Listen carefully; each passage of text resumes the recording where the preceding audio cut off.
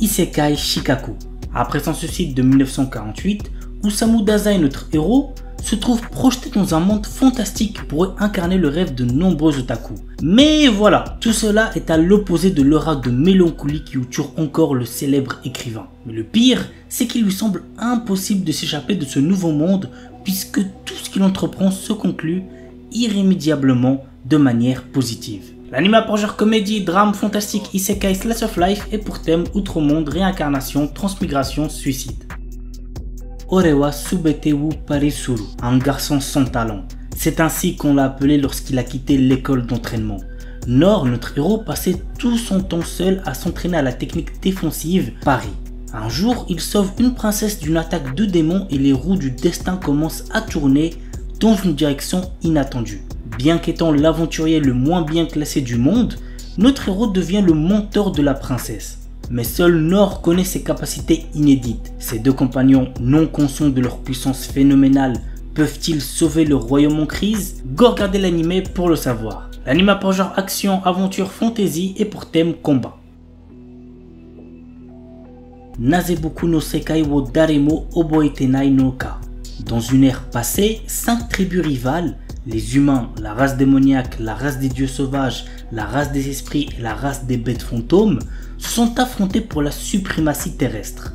Cette ère de conflit s'est achevée par la victoire des humains menée par le héros légendaire Sid. Cependant, ce monde est subitement réécrit sous les yeux de Kai, un jeune garçon. Kai, autrefois chargé de surveiller les cryptes où les 4 races vaincues étaient scellées par le prophète Sid, découvre un jour que le monde autour de lui s'est déformé, activant le World Rebirth. Il se retrouve dans un monde parallèle différent où personne ne le reconnaît, mais où il se souvient de tout. Dans ce monde réécrit, Kai est témoin d'une réalité où les humains ont perdu les guerres tribales en l'absence du héros Sid et où dragons et démons dominent désormais la Terre. Kai devient une existence oubliée de tous, invisible aux yeux des humains.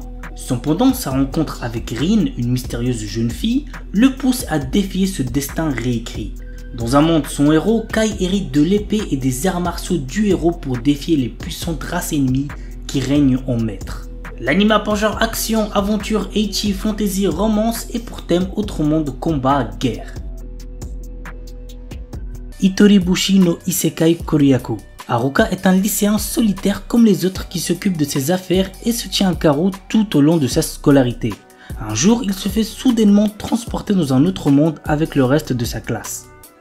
Avant même de s'en rendre compte, il se retrouve face au dieu de ce nouveau monde qui lui présente une liste de compétences puissantes à choisir. Cependant, petit truc important, le premier arrivé est le premier servi et ses camarades de classe l'ont déjà devancé. Notre héros doit se contenter de ce qu'il peut obtenir pour se frayer un chemin dans ce nouveau monde en solitaire. L'anime a pour genre action, aventure, comédie, fantasy, isekai et pour thème autre monde, harem. Sayonara Ryusei Konnichiwa Jinsei. Il y a fort longtemps, le plus ancien des dragons divins a été tué par un humain. Renaissant alors sous les traits de Dolan, un homme vivant dans un village tranquille, le puissant dragon a accepté son sort. Alors qu'il mène désormais une vie paisible à travailler dans les champs, il rencontre Selina, une femme mi-serpent, mi-humaine qui cherche à se reproduire. Ce duo improbable se lie d'amitié, mais les défis à venir vont menacer leur nouvelle relation. L'anime a pour genre action, aventure, fantasy et pour thème magie, réincarnation, transmigration. The Most Notorious Chalker. Depuis sa plus tendre enfance, Noël, notre héros, rêve de devenir un seeker. Un de ces aventuriers qui parcourt le monde en quête de gloire et de fortune. Alors qu'il atteint finalement l'âge de 10 ans, il est tout excité. Il va enfin connaître son job. Sera-t-il un terrifiant guerrier, un puissant mage?